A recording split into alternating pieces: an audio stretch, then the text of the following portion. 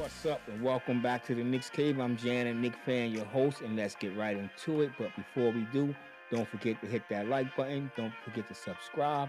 Leave a comment. You want to know when the next video going to drop? Hit the notification bell.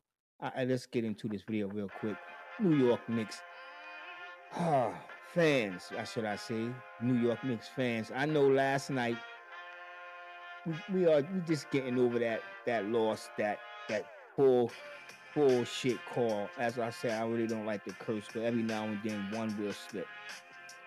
Um, the Knicks are protesting. You know what I'm saying? I don't know how that's going to work. Will it overturn the win, loss, or whatever draw game have to be played over? I doubt it. I don't know the scenario how that will work. If anybody know, hit me in the comments and let me know. If it just be a waste of time, something happen next year, the Knicks get compensated by the NBA somehow, some way. I don't know. Let me know. But as y'all seen the thumbnail, we're gonna jump into these reasons why the New York Knicks fans have a little bit to worry about. And yes, as you see the other part of the video, then there's three reasons why the Knicks shouldn't worry at all. But like I said, let's jump into this video, and then I want y'all to hit me up in the comments and let me know what the Knicks should be worrying about and what we don't have to worry about. All right, let's get right into it. Number one is the injuries. Obvious thing, the injuries. Mitchell Robinson go down. Julius go down. Our new acquisition, Ananobi, he goes down. Then Isaiah Hartenstein, which you know it got to be a string of bad luck because this guy was basically an Iron Man playing for the New York Knicks. Last year, he did not miss a game. And actually, seasons before that, I can't even think how many games he missed in his career. He had been one of them dudes. I think the only player to out really play more games than him has been Mal Bridges from the Brooklyn Nets. But like I said, the injuries are piling up, and I'm afraid that it just might get worse before it can get better. That's my biggest fear. That's what I'm worried about because Tibbs have a habit of just overplaying these guys, and I know he with the position that we're in right now, being that we're fourth in the Eastern Conference, he want to stay there, trying to stay right in the middle of the pile, the heap, whatever you want to call it, until our other players can get healthy and come back. But in doing so, and I know some can say that he he he have a point. He got to do what he got to do to keep winning. But in doing this, I'm afraid that other players gonna get hurt. And I know the bench is shorthanded, and I'm confused. And you probably would have heard one of my favorite terms, mind boggled. Why did they? Why the hell did they bring back Todd Gibson, somebody that's 38 years old? If I think he's the oldest player in the league right now. Um, I don't know. You know what I'm saying? Why would he bring him back on a 10-day contract when he could have went out there and got one of the guys that got bought out, Wade, something like that, some young, more height, younger, you know what I'm saying, mobility. But it is what it is. The injuries is piling up. Tibbs is overplaying guys that are healthy. And it got me worrying how long are these guys going to stay healthy if he continue to play the way that he's playing them. All right. My reason number two for the New York Knicks fans to be worried, Jalen Brunson. Now, Jalen Brunson has been spectacular ever since Julius Randle got hurt. And nobody can deny that, you know what I'm saying? But in doing so, if you watch the last couple of games, teams have been doubling, triple, just scheming for his whole game, just scheming for Jalen Brunson. And at times, other players have been stepping up, and in the last these couple of games, players haven't been doing what they're supposed to. But even though the players are stepping up, Jalen Brunson is not getting the ball out. Let's be a little bit real. He's not getting the ball out quick enough. But if you watch the way Brooks played him the other night, real physical, it frustrated him. And I'm worried that, with him coming back off that ankle injury and Tibbs still overplaying him minutes, you know, and one could say McBride shot had fallen off. I don't think his shot fell. I just think Tibbs have stopped playing him the way he was playing him when Brunson was a little hurt because McBride came out. I think he was like 3 for 3, and then you ain't see him damn near to the end of the third quarter. This is what I mean by overplaying Jalen Brunson when we got a capable backup point guard in Miles McBride. And I mean, this is got me really concerned. You know what I'm saying? The way he's using him, and not only the way he's using him right now, but the way defenses are playing him. Jalen Brunson is averaging with 32 points per game. He's shooting 49.2%. And like I said, these are good numbers, very good numbers. But right now, he's shooting 25% from downtown on 3 of 5 from attempts per game. And when Julius Randle was here before he got hurt, he was shooting from downtown 42%, averaging at least 6.6 attempts per game.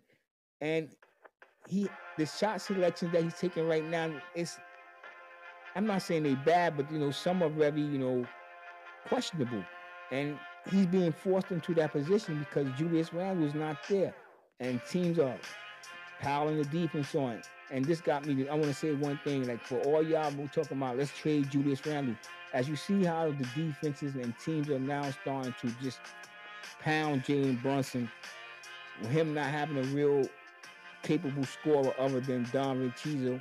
And Donovan Cheezel more of a slasher and spot up shooter. So it really teams don't really have to double him. So yeah, we need Julius Randle. And with his injury right now, it's very apparent. So I hope some of you Knicks fans get that thought out your head. Let's get rid of Julius Randle because we need this man. All right, let's slide over to number 3. Why New York Knicks fans should be worried. Like I said, not by much, but this should be worried a little. And that's our new acquisition of Burks and Bogdanovich. Now, Bogdanovich, I'm not going to lie to you. In my last video, you heard me say that I was a little surprised at his offense and his defense. You know what I'm saying? So I was like, but if you watch the way he plays, he has been getting beat off the dribble a little bit. But what's really killing me and what worried me, it concerns me, and I had a conversation with a friend at work, you know what I'm saying? And he high on Burks, and I was like, I don't know, you know what I'm saying? I still have my questions, and I know y'all heard me talk about in my other videos. As long as Tibbs have him playing the 2 guard and continue, well, he haven't been doing what I want, but having Miles McBride playing the point, I'm not gonna be too worried. But it's still his defense is questionable. It's been questionable the last time he was here with the Knicks. That was one of my peeves with him. And one could say, "Oh, he don't know the system," and I'm gonna say once again, I don't like the curse, but that's bullshit because he's been here before. He knows Ted's system. He's a streaky shooter. Sometimes you get a little hot doggish, as I said, but the defense have been really, as you see it, putrid. That's a good word for it because it's been stinking up the place.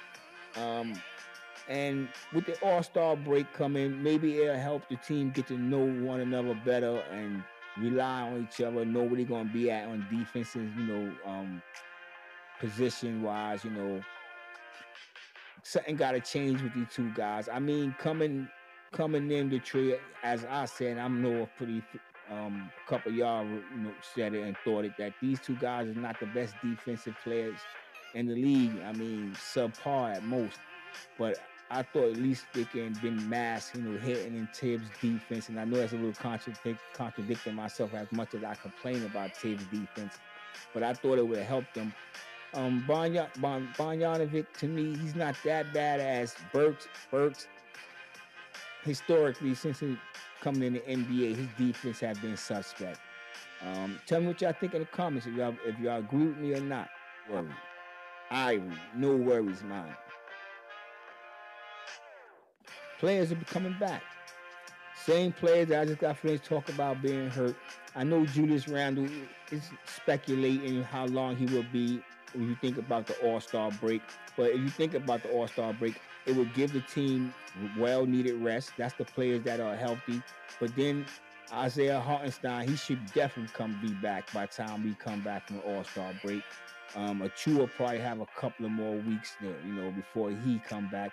And then, like I said, Julius Randle still, is up in the air. Mitchell Robinson, it has been rumors that he will start working out after the All-Star break. So by the playoffs, he might be back. Maybe game 1, maybe game 2, or maybe the next series. But he should be back. Right now, questions up in the air. When will Julius Randle be back? But the thing is, and why I said good news, that they will be back.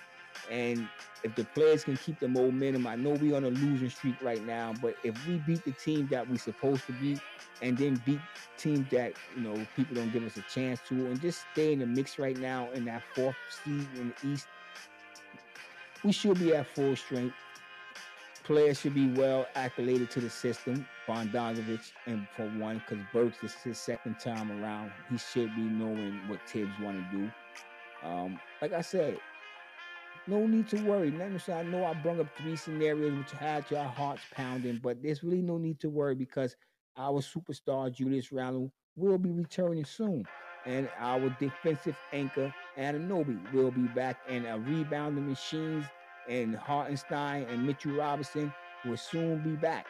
Now let's get to another reason why there's no need to worry, and that is Don Vincizio. And I know I just said he on one of them guys on the injured list with that hamstring left the game, and he's questionable for tomorrow's game against Orlando Magic. But if you think about what he have done in these last couple of games, um, averaging 26 points, 4.3 rebounds, 4 assists, shooting 45% from the field and 39% from downtown, and on a absurd amount of attempts, 13.3 attempts per game.